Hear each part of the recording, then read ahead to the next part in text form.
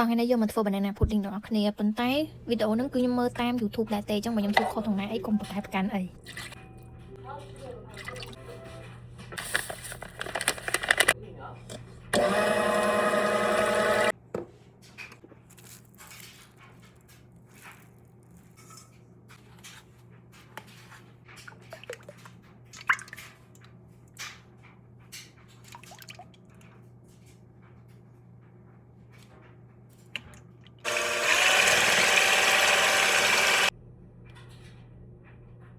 10 នាទីក្រោយ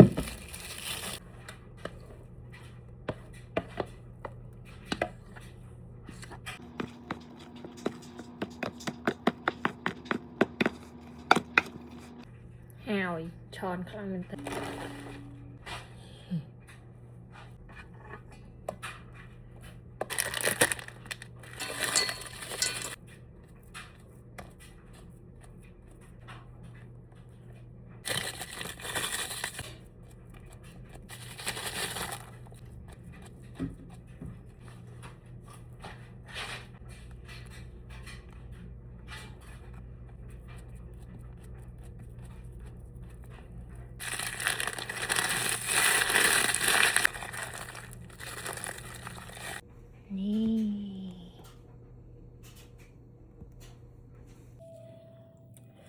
5 ម៉ោងហើយ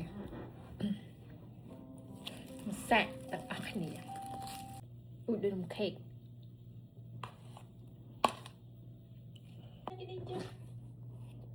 មុននេះមានសបងសានវិញហ្នឹងតាអូខេអ្នកនរអញ្ចឹង banana pudding ដែលខ្ញុំធ្វើហ្នឹងគឺវាមានរសជាតិឆ្ងាញ់ប៉ុន្តែបើអ្នកទាំងអស់គ្នាធ្វើតាម YouTube ហើយឃើញគេដាក់ទៅដល់គោខាប់មួយកំប៉ុងដូចខ្ញុំគឺបន្ថយខ្លះទៅពួកឯងខ្ញុំធ្វើឲ្យមានអារម្មណ៍ផ្អែមខ្លាំង